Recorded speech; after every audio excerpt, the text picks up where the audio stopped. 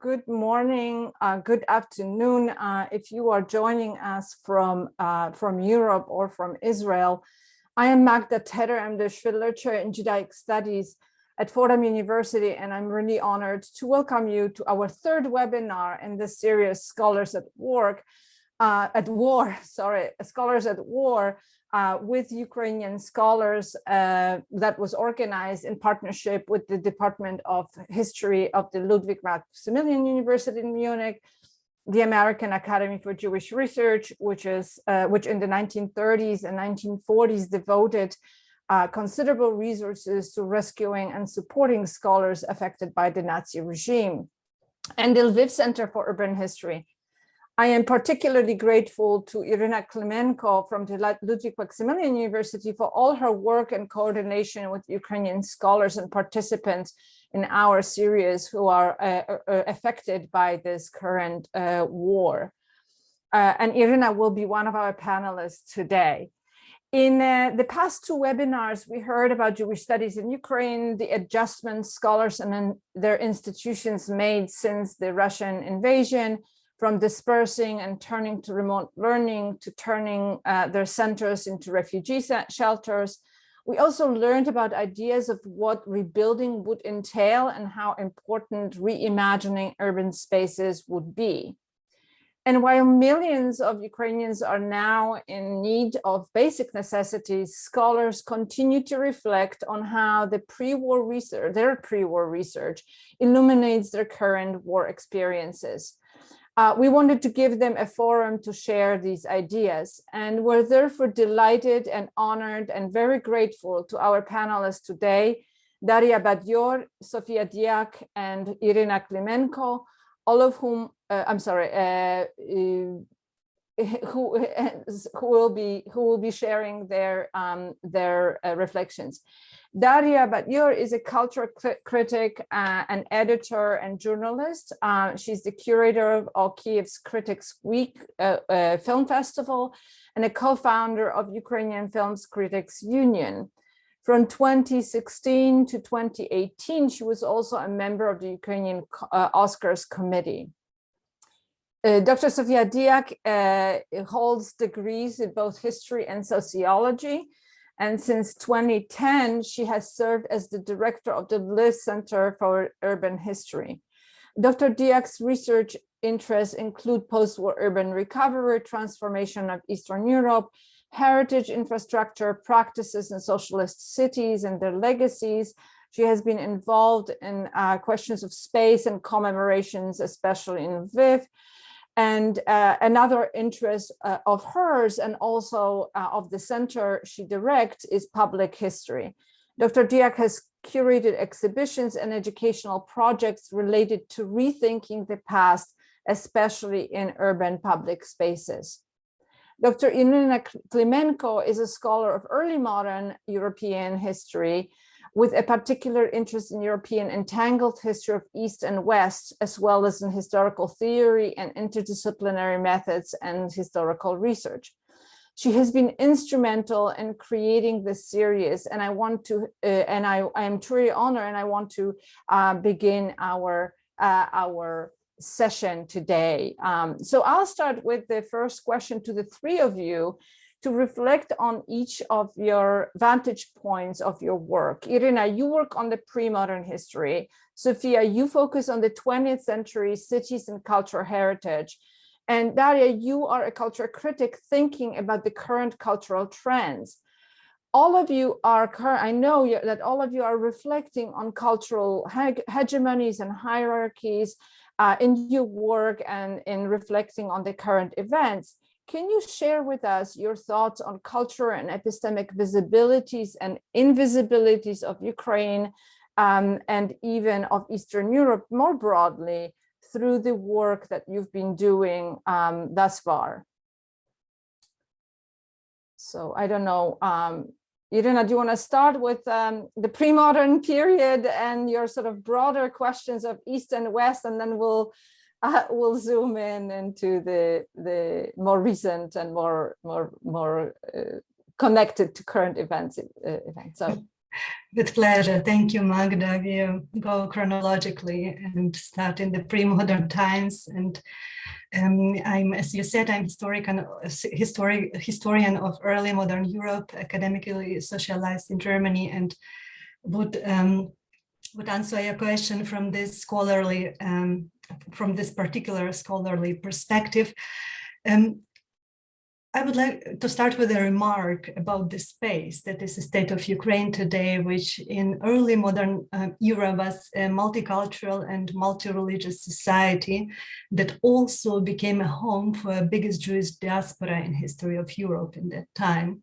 Importantly, this space in early modern times was also highly integrated in the general European context, so that if we study early modern European history, it is essential to include this space both in research and in teaching, especially if we deal with such fields of study as Jewish history, history of migration, history of religion, history of trade, intellectual history, or history of medicine. And yet, in the Western European academia, at least in its continental parts, Ukrainian history has been for a long time and still remains structurally excluded from this field of study, both in research and in teaching.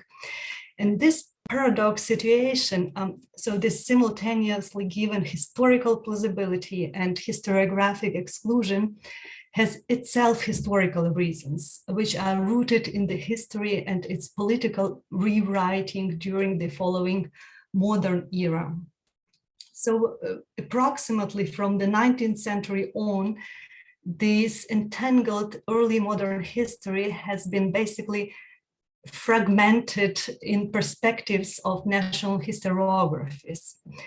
And of course, these processes were also embedded into existing structures of power, in which Ukraine never had a central position, but rather remained, so to say, an object of images and imaginations of the others. And this asymmetrical developments in many ways culminated in the imperial Soviet historiography, aiming to construct the history of this unity, which, among other things, also demanded cancelling of the Ukrainian claim for independent existence, and therefore also its history and its past as it was. Later, starting from 1990s, Russian political establishment basically continued building on this Soviet imaginations on Ukraine.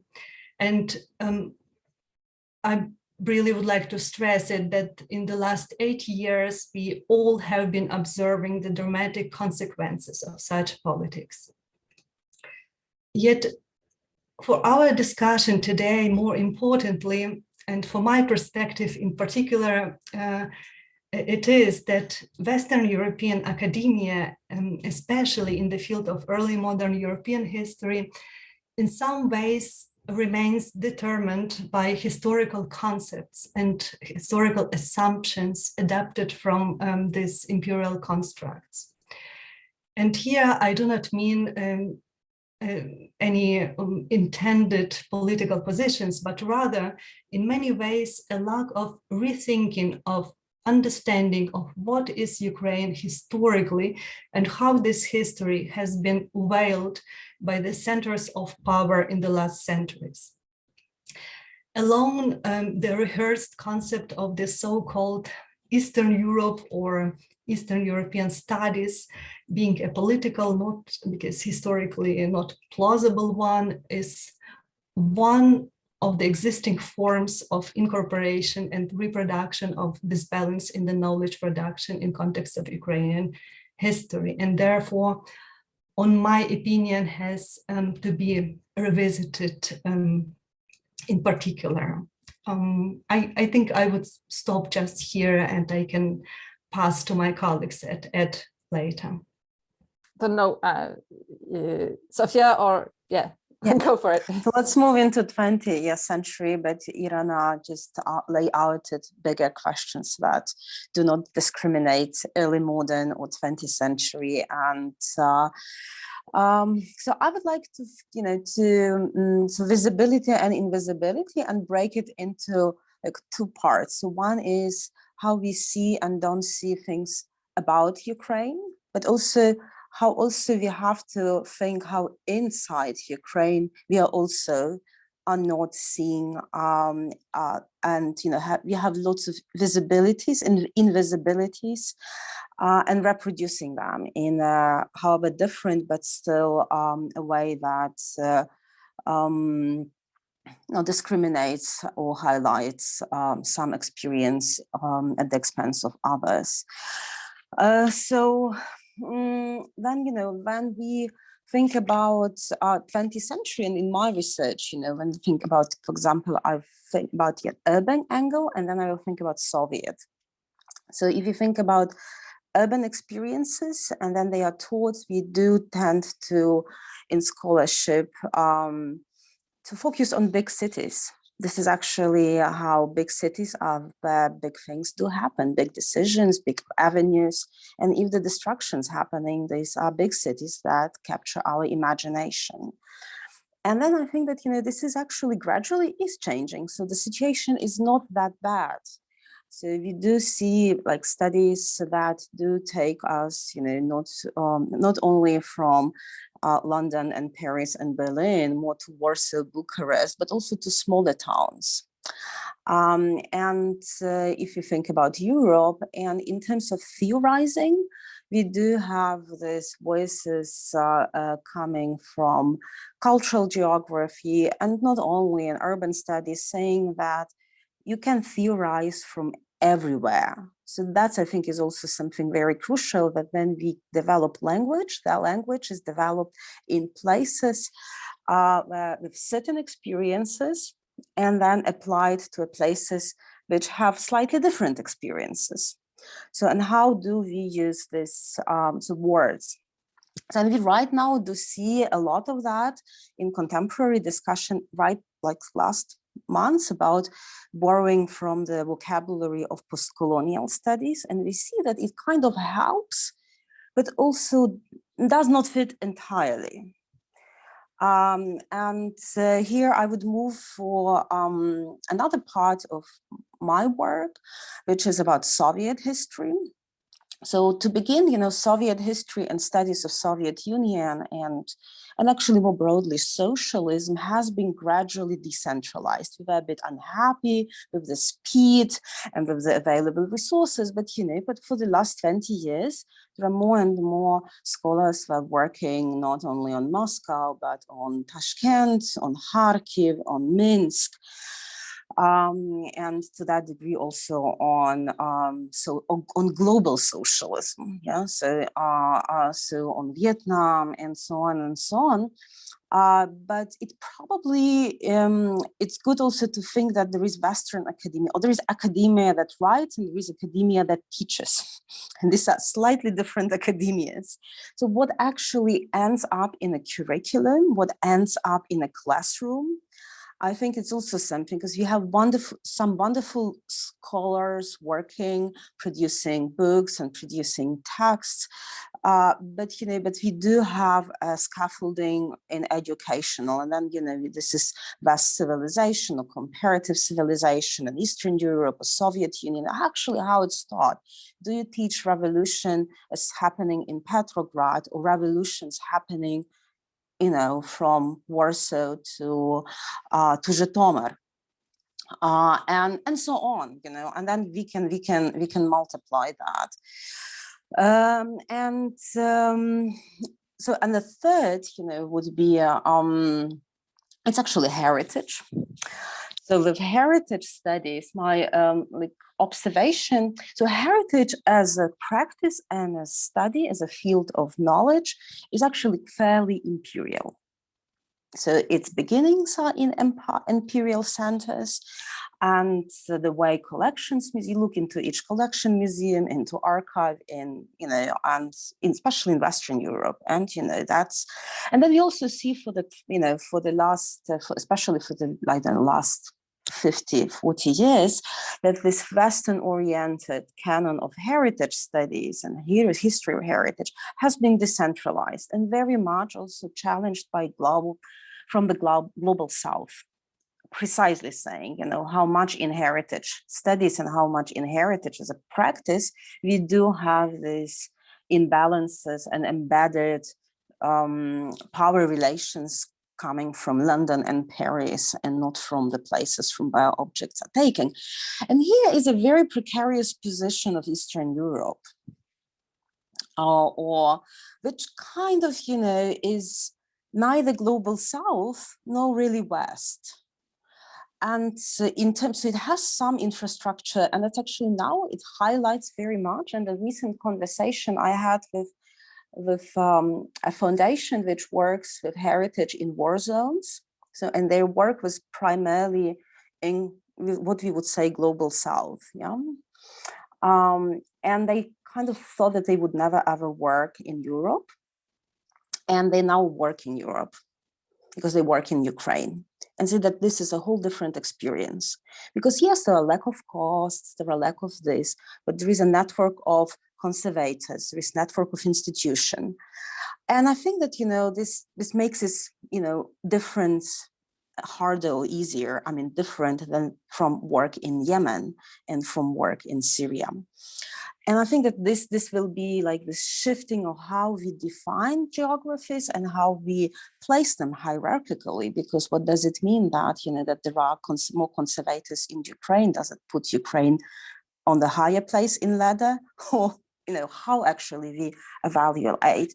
And to conclude, I think lots, so this kind of what is happening also in Ukraine, which is a transformative war. I'm also thinking about how certain experiences even before the war were addressed and how they will be addressed more, or will be. It's about, Ukraine as not Ukraine versus and vis-a-vis or against Soviet, but as also a part of Soviet.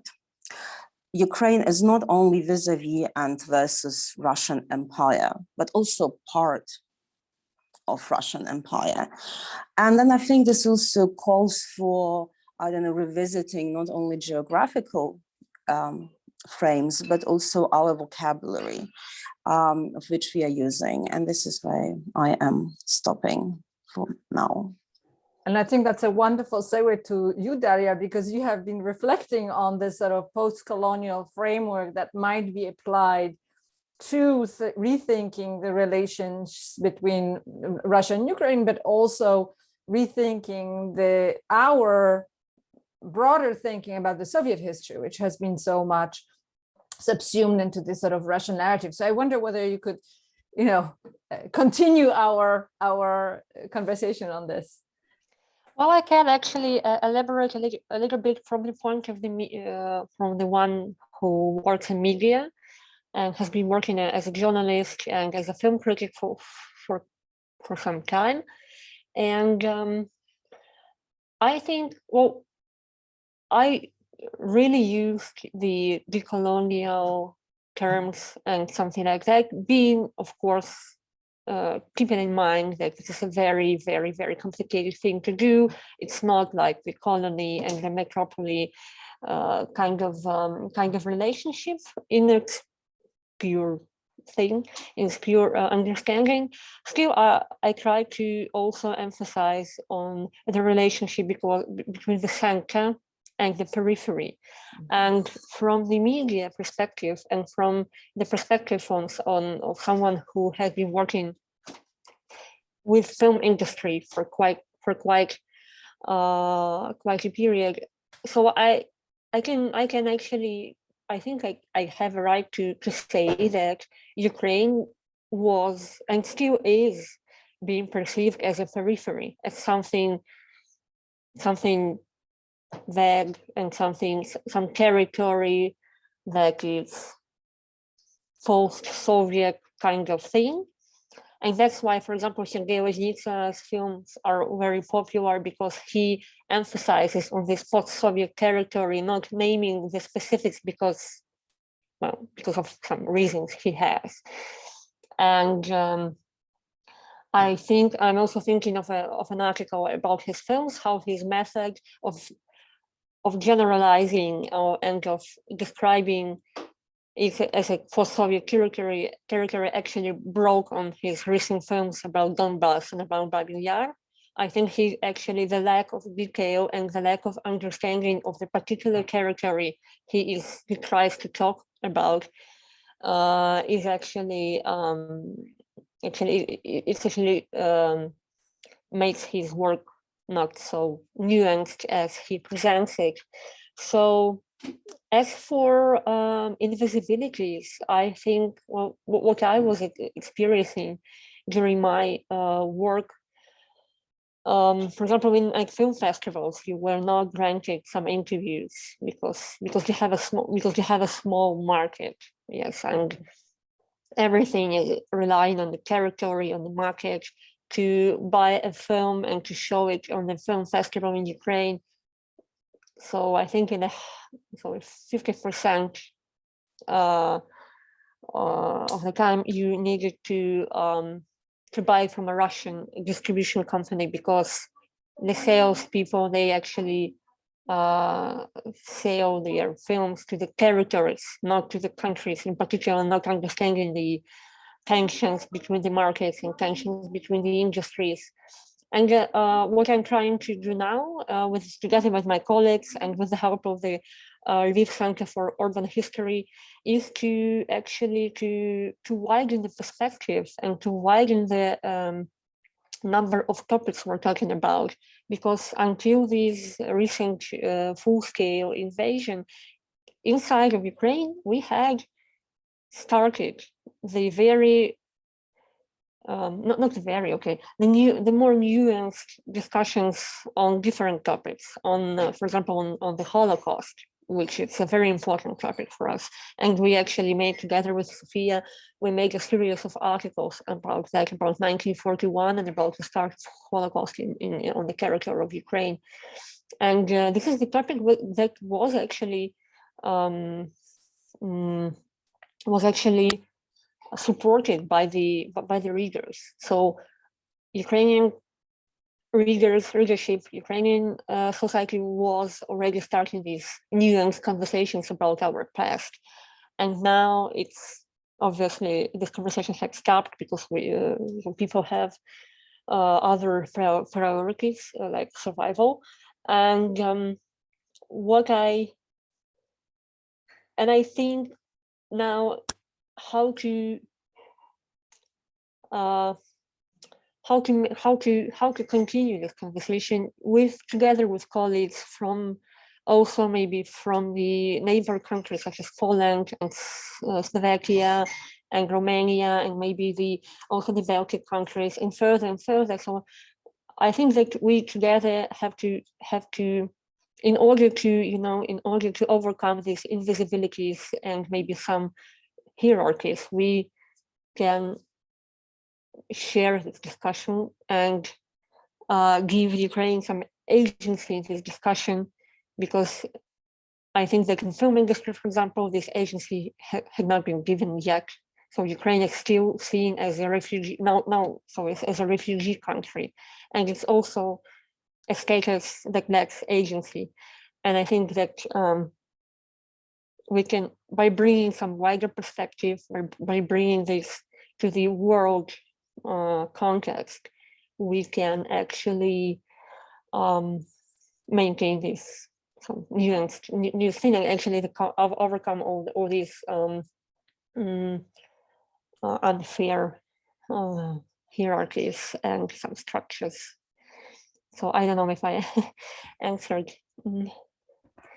Yeah, that is very, very interesting. How, I think we do have to rethink these categories and the way we talk. But it also, I find myself thinking that it is not that easy to do. That is, I come as some of you might know from in my scholarship from Jewish history, Eastern European Jewish history, and Polish history. So in terms of Eastern European Jewish history, that has been always framed in the context of Polish Jewish history, at least until the end of the 18th century, and then Russian Jewish history. The classic study by Simon Dubnow is the history of Jews in Russia and Poland.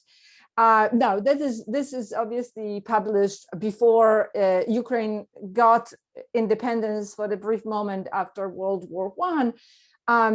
But I have been struggling with thinking about this territory, which encompasses today's Ukraine, that has been the heart of Jewish history, that has been the really hard Eastern European Jewish history, and an important part of Polish history.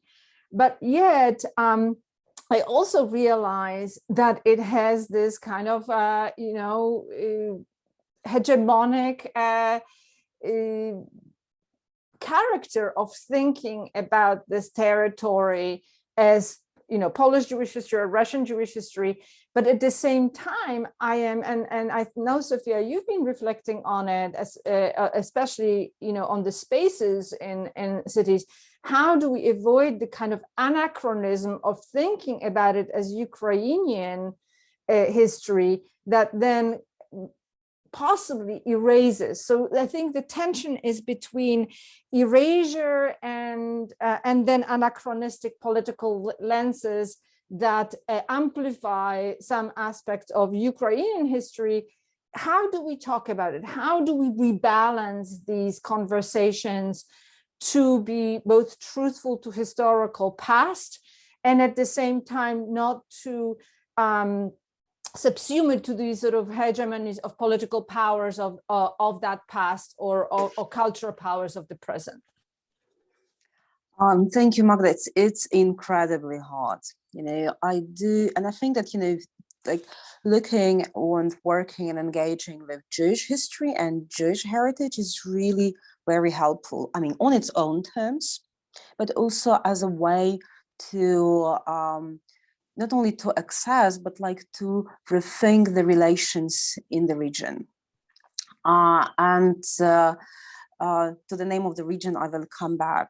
And then, then I was wondering a lot for some time. It was just when Polin Museum opened in Warsaw, and in the same year I was also in Moscow in the Museum of Tolerance and Jewish History, and you just kind of visiting these two museums in the same year made me think that what kind of museum do you want to have in Kiev? Because there's one in Warsaw, there's one in Moscow. So do you? And first, I was thinking, it actually cannot be like Ukrainian Jewish museum, because that actually would reproduce this paternalizing. I mean, there's a bit of paternalizing in saying Polish Jews. So there are Jews who are Polish, and then we talk. I mean, there's a bit of there's a historical accuracy to that, but there is also something that hints at the relation of majority and minority. And the same is also with Russian, Jewish. So there are Russian Jews. And then, I think that, with Ukrainian Jews, and this is actually left with such a thin line to walk, because it's like what you call anachronistic. And also this like imposing and taking away, or I don't know, how, or maybe not taking away, but imposing something that was either not there or obfuscating something that is there. And then I thought that maybe it's actually, apart from, saying Ukrainian Jewish museum, I think that maybe also there is a problem with museums, or big museum as a form. I mean, I ended up thinking that maybe we, it's not that bad that we do not have resources for big museum in Kiev, because that gives us time to think. Maybe we need many small museums. Maybe we need actually good local history museums where Jewish experience is a part of Ukrainian and next to Polish, but also next to women's next to children, and we have more of complexity and interplay. And actually, that brings me to the point that, you know, what do you mean when you say Ukrainian? You know, and the same actually as you say Polish, because when we say today Polish, we more reflect what the 20th century history rather than the 18th century reality. So, and each use, even Russian is, I mean, even Russian also, I mean, Russian, what we use now is different than 19th and 18th century. And that's what we are using like Ukraine. And I think that, you know, we also have to think not only about Ukrainian, what does it mean when applied to the past, but also what do we mean when we say Ukrainian now. And here, I think this bottom-up approach would be really helpful in a sense that you like go from towns and villages and cities, and then you explore and come up with something that defines not only the scope, but the meaning of the word. And does not have this, and we balance this appropriation, because, you know, when we say Ukrainian Jews and we like, oh, Ukrainian Poles, and on one hand, this is good to make Ukrainian culture and history more inclusive, but there is the risk of re-establishing hierarchies again. So, and this appropriation, which makes something valuable only because we do establish that we, as Ukrainians, do integrate that. So I think that this is something that we have to be very cautious about. And I also do think that to be able or to have a legitimacy to have this reach past, I think that, you know, it puts a responsibility on how inclusive and how open and sensitive we are in our present. Because if we are not, we are basically what we are doing, we are manipulating and again reproducing the old good structures, just not with us, which when we were below, now we just do the same, just with the difference that we are above. And I think, so what is the point then? If we can't, you know, break this into new forms of conversation and new forms of coexistence. Iryna, do you want to, or Daria? Yes, I would add a couple of sentences to what Sofia just said. And I also agree that this is extremely difficult task for all of us. And like one thing is that we are always caged in the discourses and languages we were socialized in, so we cannot just exit. We basically have no alternative option. So I like to think about these processes in terms of sensibilization.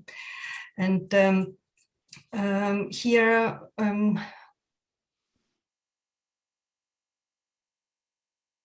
I see all. I think that is everything okay? Yeah, you froze for a second, but now you're okay. You're back. Good. So that there is also, I also think that we have to do with different parties, and there is no one recipe. I think that Ukraine has its own tasks and its own homework to do.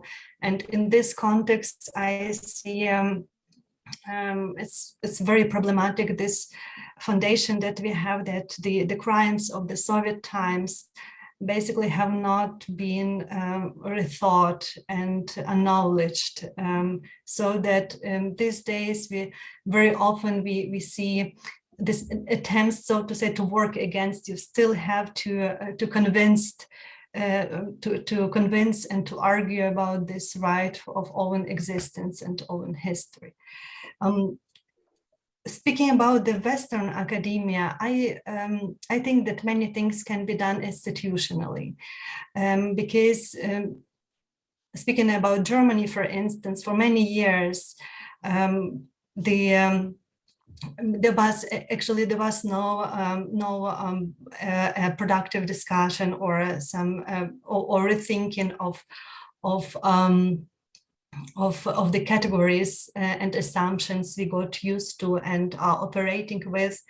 And building on these reflections, further institutional changes are needed, especially new concepts for research and for educational programs, as well as for training for historians. For instance, if you talk about early modern history, the language of the sources is not Russian, right? So you need different languages.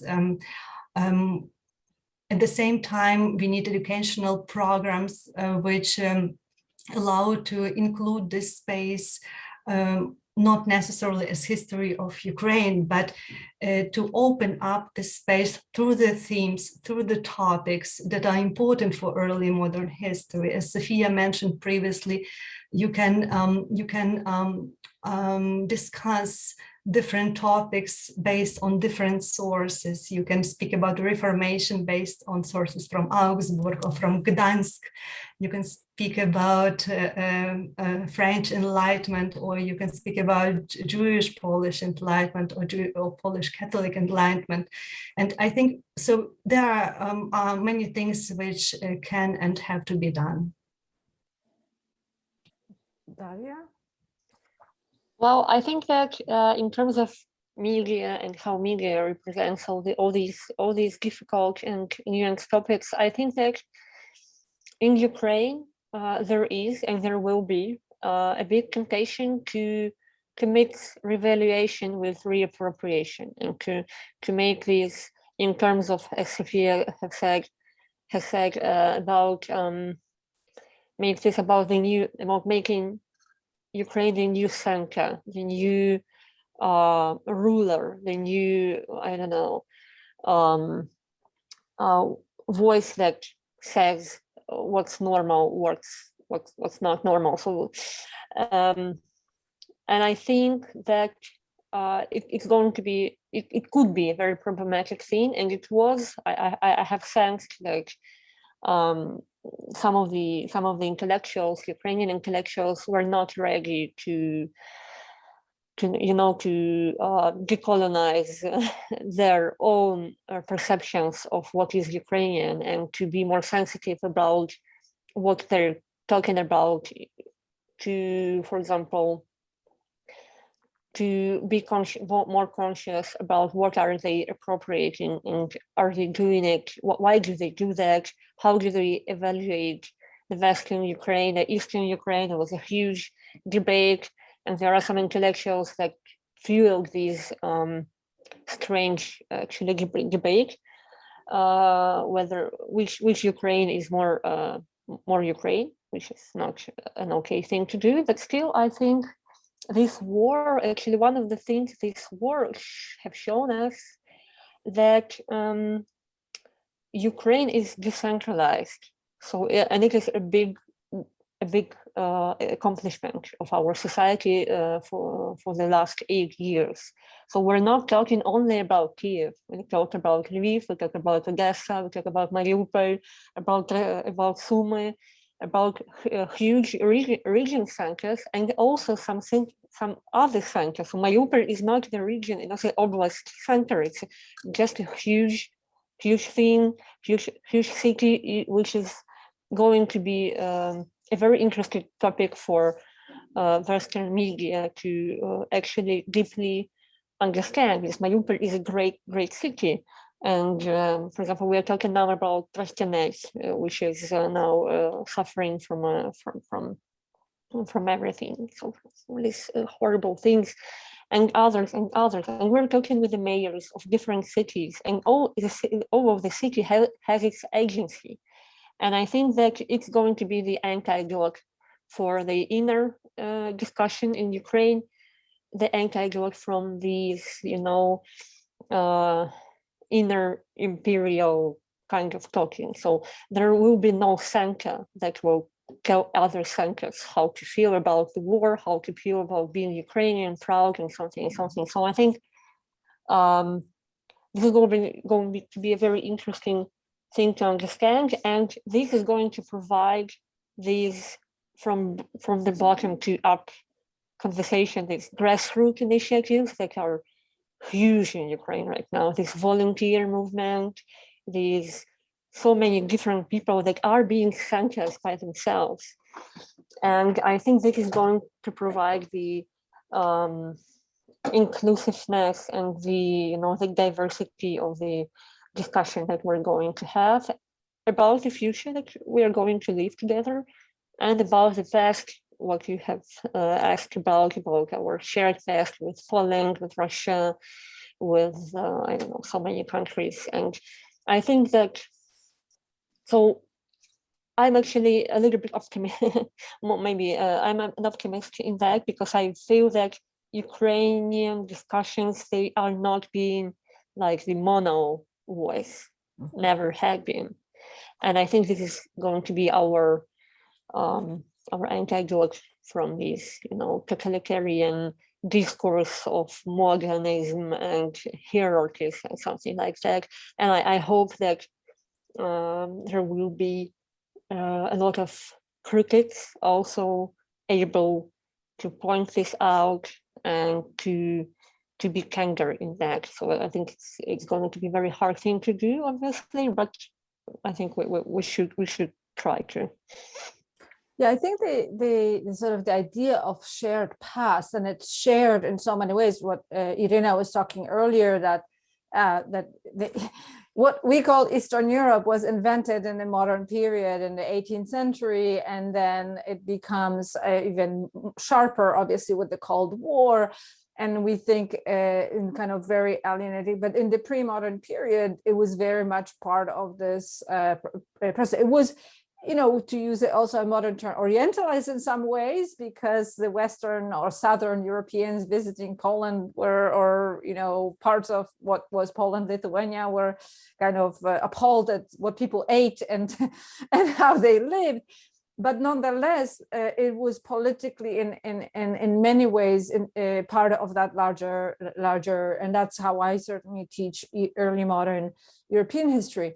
Shared history is also, or integrated history is also important for that pre-modern period. And I think for Ukraine and for the Ukrainian sort of territories that were part of these various different empires at different points, that sort of multi-ethnic, multicultural society tends to be, that past tends to be forgotten. And it's particularly forgotten when many of the people have disappeared, either by relocation, forced relocation, or by murder, right? Like as it happened with Jews, or as it happened with Poles in Ukraine, as it happened with Germans in Poland, as it happened with Jews and Ukrainians and others. And once Poland, eastern parts were chopped off and included in the Soviet Union. So in Poland, certainly, and this is what I feel much more comfortable, and I want to, in Poland, certainly that sort of discussion about history and about the past and how it has been tremendously polarized and politicized. That is the thinking about the multicultural past has been associated with sort of liberal view and Western oriented and sort of inclusive view of Poland as a modern Western oriented state. And then you have the Polish history that thinks in the terms that were created really only after World War II, when Poland became the kind of more homogeneously Polish. It has helped ingrain these ideas of Poland as Polish and kind of marginalizing these other parts of its history that were so key to it. So I wonder how this moment that we're seeing that both before, and I think as Daria was saying, that this war will change some of those views. And at some point, with hearing some of the slogans and some of the sort of obviously needed language of heroism, I am wondering how much that kind of language of Ukraine is going to dampen some of the other aspects of that past. I wonder whether you could comment on that, and then we'll turn to some of the questions from the audience.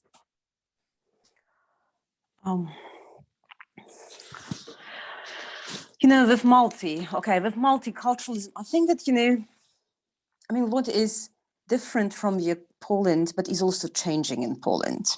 I think that it has been changing for the last couple of 10 years with labor migration, and now with the refugee.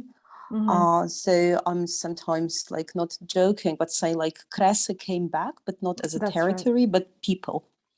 Because what the borderlands are, borderlands is a dynamic mixture of people, different beliefs, different languages, different, smells and stuff and foods. And, that's a very, you could think about this as a communicative mix, because we do communicate. And Ukraine, despite all the tragic things and all the atrocities committed by outside and inside, actually have came out of 20th century with more of the diversity. They have Ukrainian and Russian language, we have Crimean Tatar, we have some Romanian, we have some Hungarian, but it's much less, some bits of Polish, much less than it used to be. And, also fairly big compared, for example, to Poland, but of course, much smaller than compared to pre-war Jewish communities. So you actually do have, you can say pale, pale, much more pale compared to pre-World War II, but still a diverse society. And I think we have to keep that in mind, that and actually cherish that. And then also think what kind of stories we tell, how we emphasize and amplify presence, and then what you said about presence of people who are not with us, who've been killed, who've been displaced. And one big topic is also understanding that, going beyond the framework of bloodlands with big totalitarian states destroying Ukraine and borderlands, but also seeing how we are also implicated and a part of that destruction. But I also want to just say that while there are so many graves, some marked, many unmarked, especially Jewish graves, in virtually, really each town, also in villages, not speaking about big cities. We also have to think that there are so many people globally who trace roots to this place. And then, on that, I'm just thinking about this, that there is diaspora, and diaspora as a concept, and that's also how we do rethink, how actually war makes us rethink certain concepts. So diaspora is mainly like this, Ukraine and Ukrainian diaspora, and Ukrainian diaspora is in Chicago and North America. And then, you also see this, how much of solidarity has been expressed and how it turned this individual heritage trips to towns, which are family towns, but not necessarily including Ukraine as a home country or ancestral land, rather looking for Berdychi, rather looking for Lemberg, rather looking for Brode, and not for Ukraine as a concept. Actually show, it's interesting to see how war in Ukraine basically not only mobilized, but transformed this solidarity beyond the town, for Jews, for people with Jewish heritage globally, but also for people in Poland. And for my question also would be how this expression can create a shared space to revisit the past, where we also can not only share stories, but also share authority of who is telling the story. And that's where I'm, mildly remaining optimistic that more participants, not only in Ukraine, as Daria said, but also more participants globally in this conversation actually can make it, sensitive, inclusive, dynamic, open, and vibrant. And Daria or Iryna, would you like to comment or? Well, I think in terms of language and of our reevaluating the language, so we have this really very heroic discourse in Ukraine, which is obviously a necessary thing because it's you can, from inside, you can watch how the media transformed and how the media are being helping the state, and how it was not the case on, for example, the 23rd of February, which was like media were the media, and now they have their own role, which is also, I think, a very interesting topic to dig into, how the media transform in such a war, in such circumstances. And I think in terms of language, I think we will also need a very honest conversation about some terms that are not being that are being used, but they are being taken their essence from. Also because of the propaganda, also because of this huge influence of Russia on the language, on this the hacking of language. For example, the denazification term, or I don't know, the genocide term. I think the term of genocide is being reevaluated by scholars now. It is a very debatable thing to discuss, and I think in Ukraine we have to do this. We have to join this conversation about the genocide as a purpose of hierarchy, the mass murders in the world during the wars and during some war operations elsewhere. And I think that it is going to be a very hard conversation, but I think that we need, so scholars and critics have some privilege to do that. It is also a very complicated thing to do, being inside. So for me, for example, being from the media, I'm inside and should be outside at the same time, and try to rationalize what language I'm using now. And it's a very hard thing to do. But I think some of the terms, some of the even structures, for example, international structures, international organizations need to be reassessed, which is super hard thing to do because it requires common and shared interest and purpose. And for now, Ukrainians understand the purpose, and maybe some other countries and some other societies do not understand this. And this is also one of the purposes of our shared this media project, to propose these questions, to question some terms. Are we on the same page right now? We're talking on something about the post-colonial, about the post-Soviet, the Eastern Europe. Are we? Because in Ukraine we are experiencing like now that these are the constructs and they are toxic. And what should we do about that? So it's a very strange time to live in, because everything is like very close now. It's like on your skin, and all these discussions we had, it's now. It's just like the weather. I don't know. So and I think we have to have this courage to try to rationalize about it and be honest also, because we are so deep in these structures, in the status quos, in these hierarchies, which are very convenient for most of us. But maybe we should sacrifice them for something. So, and the language is the first. So the first point to reevaluate the language is crucial. Mm-hmm. Iryna, do you want to, or should we move to the, I know you are having some problems.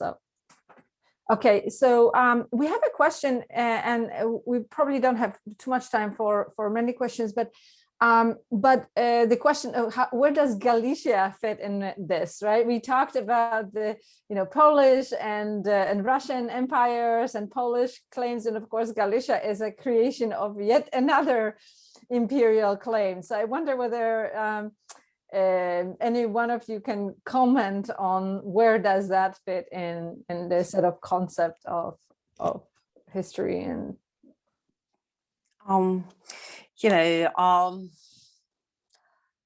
Galicia is there. It's transnational, as I could say it's a global thing. It's very dispersed. It's also it's got very personal. And I think that, whether we think about Galicia or think about Eastern Europe, these are concepts with many lives. Mm-hmm. They have many lives, and they are in multiple ways. They are even, positively, or they are hijacked, they are reappropriated.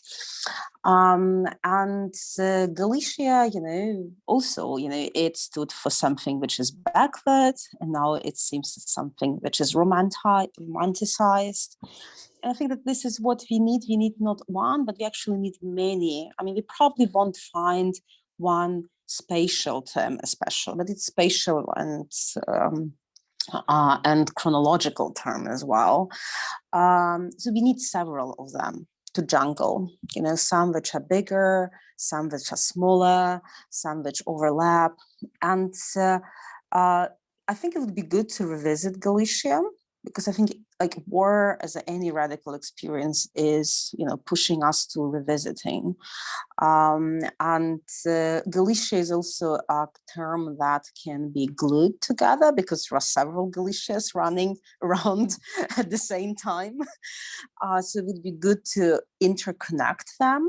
And I think that when I would jump also to Eastern Europe, partly, and I think that while it's a very problematic term, it actually is Galicia, I think it also has a chance for reappropriation or repurposing, retooling.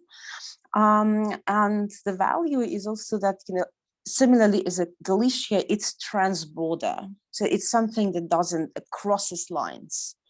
And I think this crossing lines is actually something that brings together elements that don't fit, don't connect, but actually fit and connect and create dynamics. So I think if you would think, I am actually much more recently preoccupied with how can we, and I'm not alone, reuse Eastern Europe as a way to decentralize from Russia, because Eastern Europe is very much Russian, centered, but it actually doesn't have to be. It also has a social potential, because Central Europe as a concept already kind of partly, it expressed some, urban middle class view of the history, privileged intellectuals, but deprivileged social very much, and especially those in the social who have less voices, workers, peasants, and so on.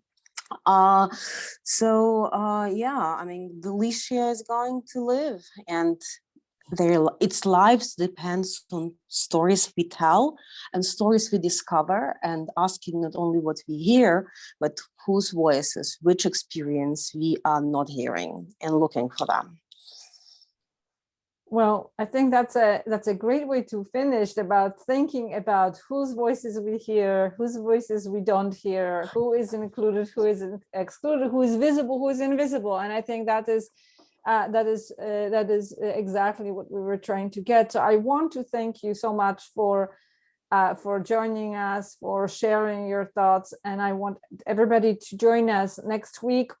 We actually have a talk on the Jewish remnants of the Bronx. So though no war took place in the Bronx, the urban space has changed, and places and spaces have changed, have remained, have been redefined, repurposed.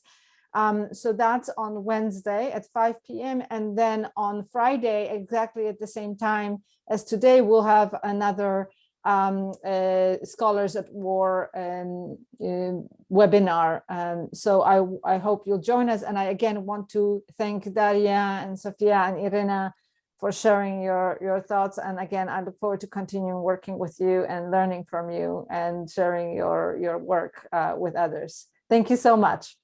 Thank you for Thank you. marvelous organization and initiative. Thank you, everybody you. in the audience.